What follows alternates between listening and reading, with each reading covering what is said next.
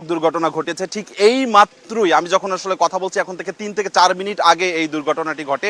আমার পিছনেই সেই বাসটি রয়েছে, ঠিক আপনি দেখছেন যে সরাসরি এই মুহূর্তে সময়ের যারা দর্শক আমাদের সাথে রয়েছেন তাদেরকে আমরা সরাসরি দেখানোর চেষ্টা করছি। এখন থেকে 4-5 মিনিট আগে, অর্থাৎ এখন বাজে সকাল 11:15টার দিকে এই দুর্ঘটনাটি ঘটেছে। বরিশালের উজিরপুর উপজেলার ইসলাদি নামক যে জায়গাটি, সেই জায়গাটিতে দুর্ঘটনাটি ঘটেছে এবং বাসটি এটি ঢাকামুখী ছিল, যাত্রী বোঝাই করে যাত্রী নিয়ে যাচ্ছিল ঢাকার উদ্দেশ্যে। আমরা যতটুকু এখন পর্যন্ত জানতে পেরেছি এখন পর্যন্ত উদ্ধার প্রক্রিয়া শুরু হয়নি, ফায়ার সার্ভিস কেবলই আসলো। যাত্রীরা এখানে ছিল যারা, তারা আমাদের কাছে যেটি জানিয়েছেন, কেউ কেউ যাত্রীরা জানিয়েছেন যে রাস্তার এক পথচারীকে বাঁচাতে গিয়ে এই সড়ক দুর্ঘটনাটি ঘটে। এক পথচারী ছিল, সেই পথচারী এক নারীকে বাঁচাতে গিয়ে বাসটি দুর্ঘটনার শিকার হয় এবং যাত্রীরা রয়েছে, আমরা যাত্রীরা এখানে যারা রয়েছে, আপনারা তো মনে হয় যাত্রী এখানে, আপনারা কি দেখলেন যাত্রী বাসটা কি দেখলেন সেখানে? মানে দেখলাম একটা সামনে একটা লোক আসছিল, সামনে সে একটা মহিলা পড়ছে, মহিলাটা ডাইনও জানা পায়াও জানা, যেমন ওই মহিলাটার বাঁচাইতে গিয়ে আমাদের এই গাড়িটাই অবস্থা হচ্ছে। আর গাড়িটা খুব জোরে জোরেই চলছে।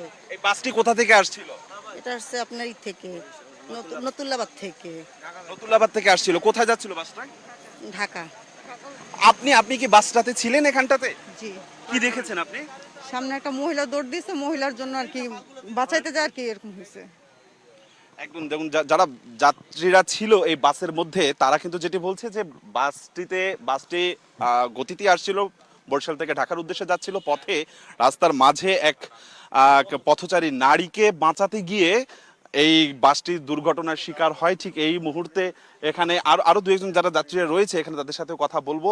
আপনি কোথা থেকে এসেছেন, গাড়িটি কোথা থেকে ছাড়লো, কোথায় যাওয়ার উদ্দেশ্য নিয়ে বেরিয়েছে এবং বিস্তারিত যদি আমাদের একটু জানান।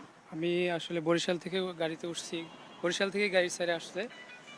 যখন এই মহিলাটা সামনে পড়ছে, গাড়ি 70+ রানিং ছিল, মহিলাটা সামনে পড়ার সাথে সাথেই ড্রাইভার ব্রেক দিছে।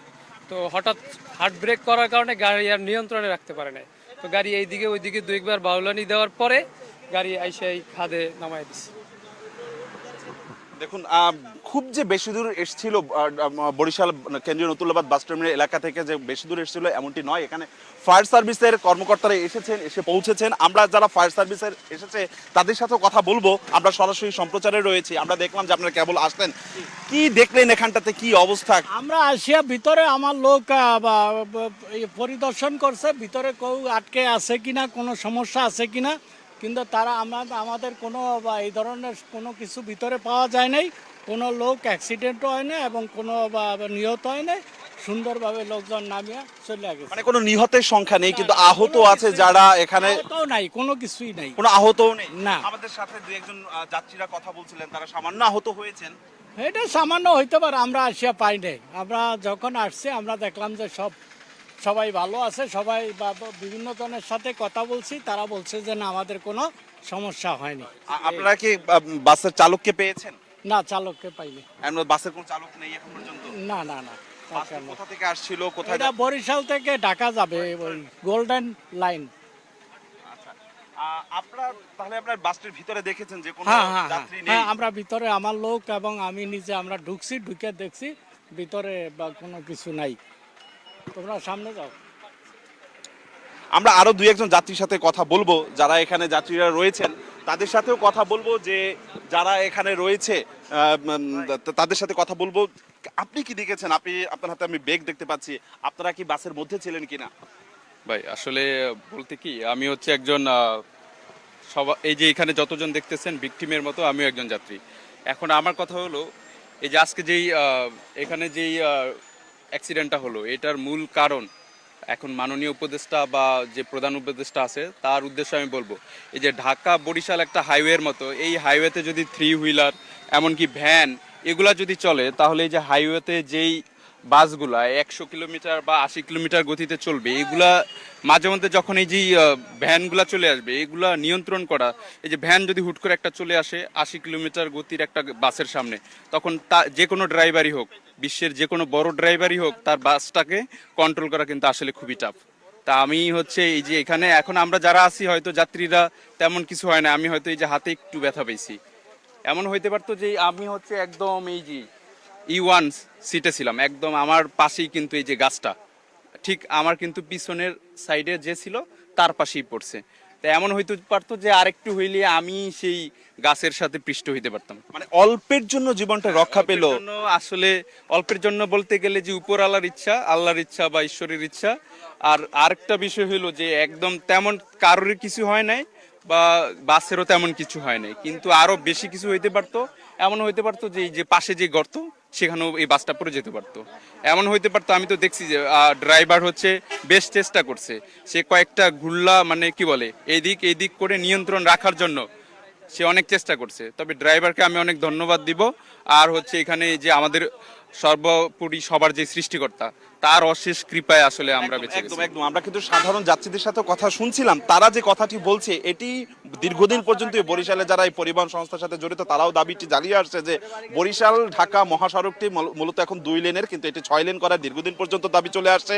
এই 2 লেনের যে বাসটি রয়েছে, এই সড়কটি রয়েছে, মহাসড়কটি রয়েছে, এখানে আমরা দেখি যে এখানে নসিমন, টমটম, 3 হুইলার পরিবহনগুলো চলে। সেই সাথে সাথে মানুষের অসচেতনতার একটি যে বড় দুর্ঘটনাটি ঘটলো বরিশালের ইসলাদিতে, সেটি একদমই স্পষ্ট যে একজন যাত্রী, একজন পথচারী। আমরা আমরা আরো দুজনের সাথে কথা শুনবো। আপনি ছিলেন কিনা বাসটিতে? জি, কি দেখলেন আপনি? এই তো লোক বাঁচাইতে যাইয়া ঘুরে আমার বাচ্চা দুইটা এই বাড়ি খেয়েছে, বাড়ি খেয়েছে।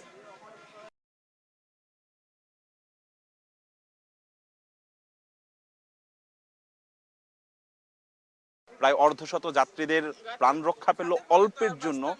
আহত হয়েছে কিছু যাত্রী, কম বেশি অল্প বেশি আহত হয়েছে, তবে নিহত নেই।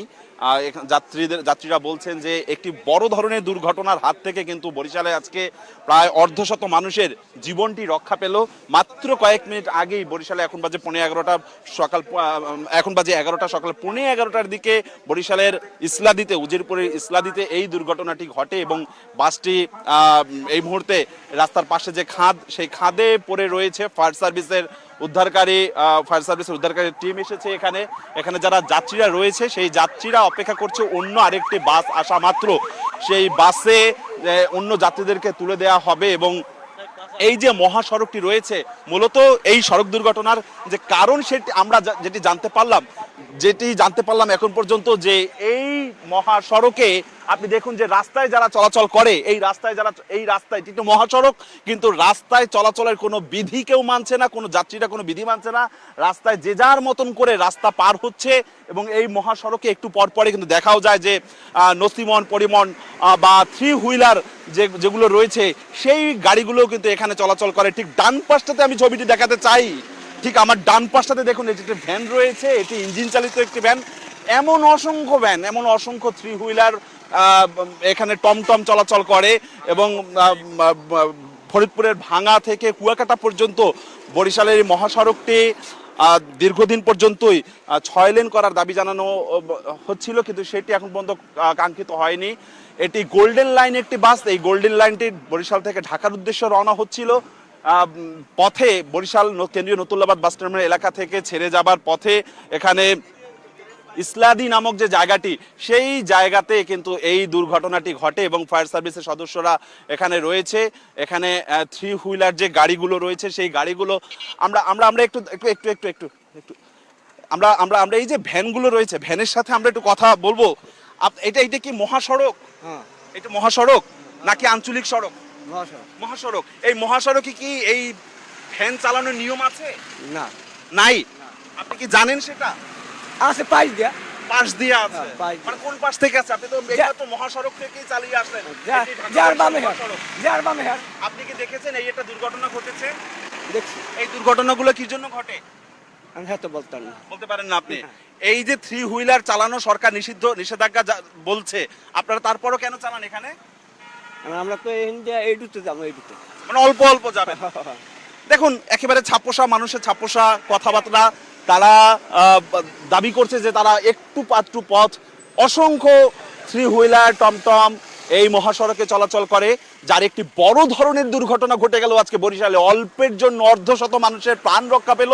আমরা সরাসরি সময়ের দর্শকদেরকে সেই ছবিটি দেখাচ্ছিলাম। ফায়ার সার্ভিসের দলরা এসেছে, তারা যেটি জানিয়েছে যে এখানে কোনো নিহতের পরিসংখ্যান নেই, তবে কয়েকজন যাত্রীরা আমাদেরকে জানিয়েছে অল্প কম বেশি তারা কেউ কেউ আহত হয়েছে। তো বরিশালের উজিরপুর উপজেলার ইসলামীতে যে সড়ক দুর্ঘটনাটি ঘটলো সেখান থেকে আমার কাছে সবশেষ এতটুকুই খবর ছিল। ওটা নিয়ে একটা ভিডিও করেন, পোলের কি পরিমাণে ক্ষতিগ্রস্ত হয়েছে ওইটা নিয়ে আপনারা একটা ভিডিও করেন ভাই।